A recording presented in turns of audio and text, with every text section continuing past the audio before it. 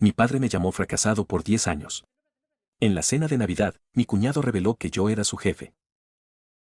El silencio que cayó sobre la mesa de Navidad fue tan denso que podría haberse cortado con el cuchillo del pavo. Mi padre acababa de soltar su broma anual, la copa de vino en alto, una sonrisa de superioridad grabada en su rostro. No sabía que ahora dejaban entrar a los que abandonan la universidad en las cenas decentes. Las risas forzadas de mi madre y mi hermana resonaron en la habitación. Pero mi cuñado, Ricardo, el brillante financiero, el esposo perfecto, no se rió. Se quedó pálido. Sus ojos, fijos en mí, estaban llenos de un pánico que yo conocía muy bien, el pánico de un empleado que acaba de ver al CEO de su empresa en el lugar más inesperado del mundo. Lentamente, bajó su copa y murmuró, con una voz que apenas era un susurro, tú eres Alex Chan. Eres, mi chief. Mi padre tenía una religión y su Dios era el prestigio. Su Biblia era un currículum vitae, sus mandamientos eran los títulos universitarios y los ascensos corporativos. Crecí en un hogar que no era una casa, sino una sala de exposiciones para el éxito. El éxito, según su estricta definición, era un camino recto y pavimentado, buena escuela, carrera tradicional, leyes, medicina, finanzas, un matrimonio ventajoso y una placa de gerente del año pulida cada domingo. Mi hermana, Laura, fue su acólita perfecta. Nació con la habilidad innata de marcar todas las casillas. Notas perfectas, presidenta del consejo estudiantil, graduada con honores en economía. Se casó con Ricardo, un tipo sacado directamente del catálogo de yernos de mi padre, MBA de una escuela prestigiosa, traje a medida y una carrera meteórica en una de las firmas de inversión más grandes del país. Eran la prueba viviente de que la fórmula de mi padre funcionaba. Y luego estaba yo. El error de cálculo. La variable inesperada. Yo no veía el mundo en hojas de cálculo ni en códigos legales. Lo veía en sistemas, en líneas de código, en la belleza invisible de la información fluyendo. Mientras mi padre me obligaba a leer el Wall Street Journal, yo leía clandestinamente sobre la arquitectura de la red y la promesa de la descentralización. Para él, los ordenadores eran herramientas para escribir informes. Para mí, eran universos esperando ser construidos. Me inscribí en la carrera de administración de empresas por pura inercia, por el peso de su voluntad.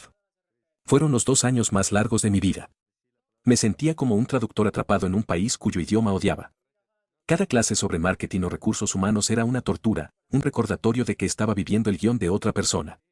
Mientras tanto, en mi dormitorio, de madrugada, junto a mis 2 únicos amigos, David y Sam, estaba construyendo el futuro. Teníamos una idea, una plataforma que utilizaba un algoritmo de IA para optimizar la logística de la cadena de suministro de una manera que nadie había hecho antes. Era compleja, ambiciosa y, para la mayoría de la gente, incomprensible. La presenté como mi proyecto final en una clase de emprendimiento. El profesor, un hombre que había pasado 30 años enseñando las mismas teorías de un libro de texto, la calificó con una C. Demasiado teórico, Chen escribió en el margen. El mundo real no funciona con algoritmos mágicos. Esa C fue mi epifanía. Me di cuenta de que no podía aprender sobre el futuro en una institución anclada en el pasado. Esa noche, les dije a David y a Sam que dejaba la universidad.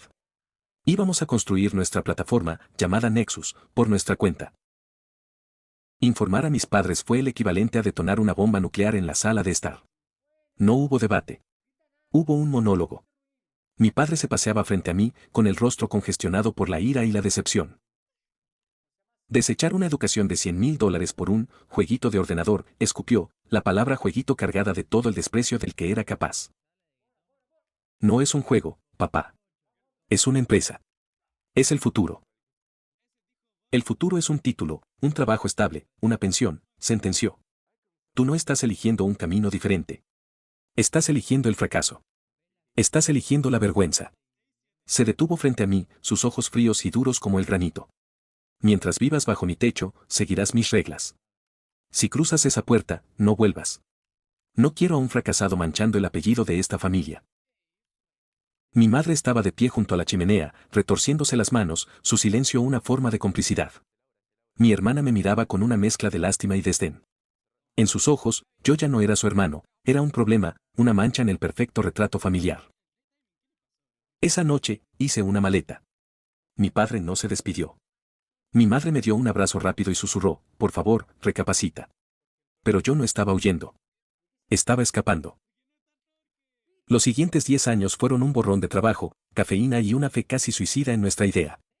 Vivimos los tres en un apartamento diminuto que olía a pizza rancia y a servidores sobrecalentados. Programábamos 18, a veces 20 horas al día. Mientras mi hermana publicaba fotos de sus vacaciones en los Alpes en Facebook, yo publicaba parches de código en GitHub. Mientras Ricardo celebraba sus bonos de fin de año en restaurantes con estrellas Michelin, nosotros celebrábamos que nuestro algoritmo finalmente había dejado de colapsar con una cerveza barata. Hubo momentos en los que casi nos rendimos. El dinero se acabó. Tuvimos que aceptar trabajos de medio tiempo. David repartía comida, Sam trabajaba de noche en un bar y yo hacía páginas web freelance por una miseria. Pero cada dólar que ganábamos iba a parar a Nexus. Rechazamos ofertas de adquisición que nos habrían solucionado la vida a corto plazo pero que habrían destrozado nuestra visión a largo plazo. El punto de inflexión llegó en el cuarto año. Una empresa de logística de tamaño medio, al borde de la quiebra, decidió darnos una oportunidad. Estaban desesperados. Nuestro software, en 6 meses, no solo lo salvó, sino que aumentó su eficiencia en un 40%. Se convirtieron en nuestro primer caso de éxito. Y ese caso de éxito fue la llave que abrió todas las demás puertas. El crecimiento fue exponencial. Pasamos del apartamento a un garaje, del garaje a una pequeña oficina, de la pequeña oficina a un edificio entero. Nexus se convirtió en el estándar de oro de la industria. Las empresas que antes se burlaban de nuestra teoría ahora suplicaban por nuestros servicios. Contratamos a los mejores ingenieros, a los más brillantes estrategas. Uno de ellos, un joven y ambicioso director de desarrollo de negocios, se llamaba Ricardo. Nunca hice la conexión. Para mí, era solo un empleado talentoso en una empresa que ya tenía más de 500 personas. Nunca había visto una foto suya. Mi hermana y yo no nos hablábamos más allá de un mensaje de texto de feliz cumpleaños una vez al año. Me hice rico, sí. Pero el dinero era solo un subproducto. Lo que realmente habíamos construido era una cultura, una empresa donde las buenas ideas importaban más que los títulos, donde el talento no se medía por un diploma en la pared. 10 años después de mi exilio, mi madre me llamó. Su voz era un jarabe de falsa dulzura. Alex, cariño, es Navidad. Ha pasado demasiado tiempo. Tu padre, todos te extrañamos. Por favor, ven a cenar. Sin discusiones, solo familia. Una parte de mí, la parte que todavía era un niño anhelando la aprobación de su padre, quiso creerle. Acepté. Y así llegué a esa cena. A la misma casa de la que me habían expulsado. Todo era igual, los muebles caros, el aire cargado de expectativas, la sonrisa tensa de mi madre. Mi padre me saludó con un apretón de manos flojo y una mirada que me evaluaba de arriba a abajo, como si buscara las costuras rotas en mi ropa, las pruebas visibles de mi fracaso. Y entonces, la cena, la broma de mi padre, y la revelación de Ricardo que hizo añicos su mundo. El eco de las palabras de Ricardo, eres, mi jefe, pareció absorber todo el sonido de la habitación. La sonrisa de mi padre se derritió como la cera. Su rostro pasó de la burla a la confusión, y luego a un pálido horror a medida que las piezas encajaban en su mente. Miró a Ricardo, luego a mí, luego de nuevo a Ricardo, como si buscara una negación que nunca llegó. Mi madre se llevó una mano a la boca, sus ojos abiertos de par en par. Laura miraba a su marido como si lo hubiera traicionado. Fue Ricardo quien rompió el silencio.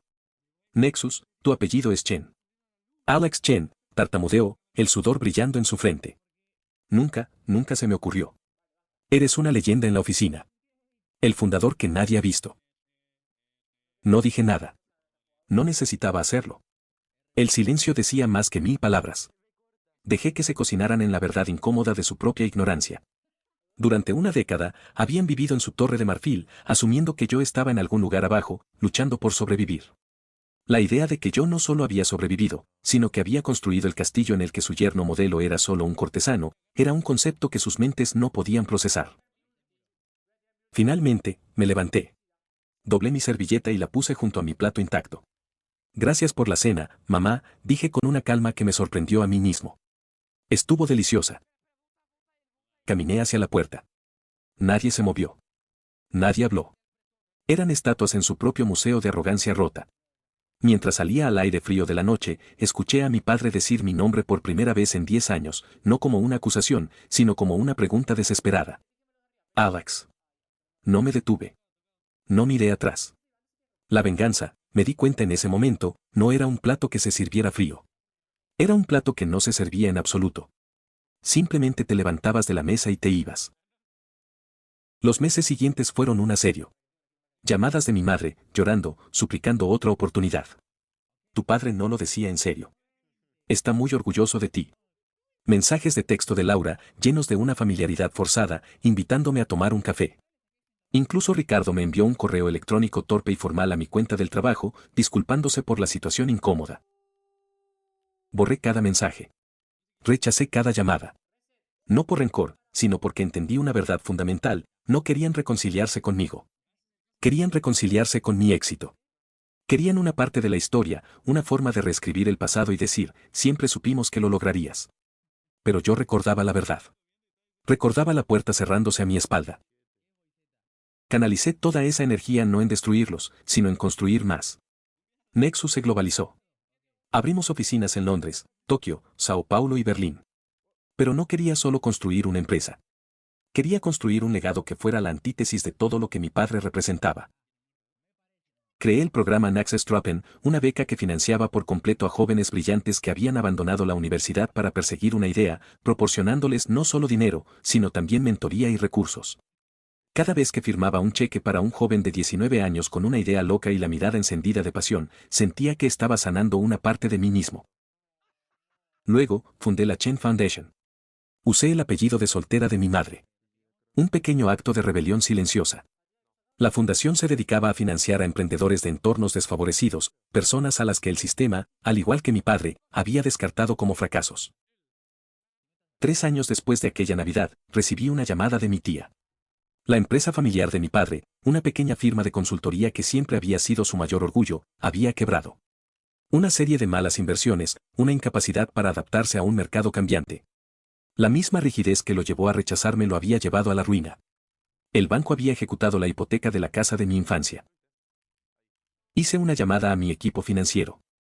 Compré la propiedad en una subasta a través de una de mis sociedades holding. Ellos nunca supieron quién era el comprador. Durante 6 meses, la casa estuvo en obras. No la demolí. La transformé. Tiré abajo las paredes que me habían asfixiado y creé espacios abiertos y llenos de luz. Instalé laboratorios de prototipado, salas de reuniones colaborativas y una cafetería con café gratis. Unas semanas antes de la inauguración, envié una invitación anónima a la nueva dirección de mis padres, un pequeño apartamento de alquiler al otro lado de la ciudad. La invitación era para la ceremonia de apertura del Centro de Emprendimiento Alex Chen. El día de la inauguración, los vi entre la multitud. Mi padre parecía más viejo, más encorvado. Supongo que pensó que era una coincidencia, que algún otro filántropo se llamaba como su hijo desterrado. Se quedó al fondo, observando con curiosidad. Subí al escenario junto al alcalde. Hablé de la importancia de dar una oportunidad a los que no encajan, de creer en el potencial por encima de las credenciales. Y entonces, el alcalde tomó la palabra. Este increíble centro, un faro de esperanza para los jóvenes de nuestra ciudad, dijo con voz resonante, es un regalo del empresario y visionario Alex Chen, quien transformó el rechazo que una vez enfrentó de su propia familia en una oportunidad para miles de otros. Vi el momento exacto en que el corazón de mi padre se rompió. Su rostro se descompuso. La comprensión lo golpeó no como un rayo, sino como una lenta e insoportable ola de marea. Esta no era solo una casa. Era su casa. Y el hijo al que había llamado fracasado la había convertido en un monumento a todo lo que él se había negado a hacer. Se apoyó en mi madre, que lloraba en silencio. Al final del evento, mientras yo hablaba con algunos de los jóvenes becados, él se acercó. Estaba solo. Esperó pacientemente a que terminara. Sus ojos, antes tan duros y críticos, ahora estaban anegados en un dolor que abarcaba una década. Hijo, dijo, su voz temblorosa y apenas audible. Tenías razón. Y yo me equivoqué. En todo. No eras un fracaso. Eras lo que nosotros nunca tuvimos el valor de ser. Lo miré. Al hombre que me había causado la herida más profunda de mi vida. Y no sentí ira. No sentí triunfo. Solo una profunda y triste distancia. Habíamos llegado al final de un largo camino y simplemente ya no estábamos en el mismo lugar. Papá, respondí con calma. El éxito no se mide por títulos ni por dinero. Se mide por a quien decides no parecerte. Me di la vuelta y volví con los chicos, con el futuro. Él se quedó allí, un fantasma en el vestíbulo de la casa que una vez fue suya, rodeado por el bullicio y la energía de un mundo que yo había construido, no para demostrarle que estaba equivocado, sino para asegurarme de que ningún otro joven que fuera llamado fracasado volviera a creerlo jamás. Mi padre se disculpó, pero ¿puede una disculpa borrar una década de rechazo? ¿O hay heridas que nunca sanan del todo? Para más historias que te harán cuestionarlo todo, síguenos. Cada historia debe sentirse como una confesión real que solo podría contarse una vez en la vida.